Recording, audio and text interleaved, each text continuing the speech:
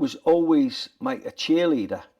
It would always have been principally my father, because I idolised him when I was young, and he played football semi-professional level and was a very good footballer. So I was always in and around my father and his friends. You know, on a Saturday when I was young, I'd watch him play football. On a Sunday, I'd watch him play football. You know, like you did in the working class areas of Liverpool. They'd all play the game. They'd go to the pub after. You know, on a Saturday, they'd watch the sports results or whatever, and you'd sit with them. And I just thought it was the greatest environment in the world.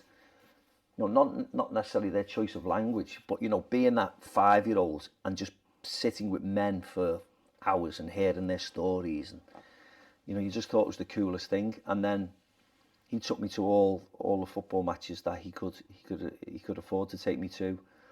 He took me to the first time I went to Wembley, which was always the big thing when you were growing up, if you ever got to see your team at Wembley. And I went in when I was 12 in 1984 to watch Everton against Watford. And, you know, to be with my father there as a 12-year-old, watch Everton win the trophy, more importantly, you just thought things couldn't get any better. And then 8 years later, I was actually on the pitch winning the FA Cup myself as a 20-year-old for Liverpool. So, and he was the constant with me all the time. Whatever he said to me after a game was true.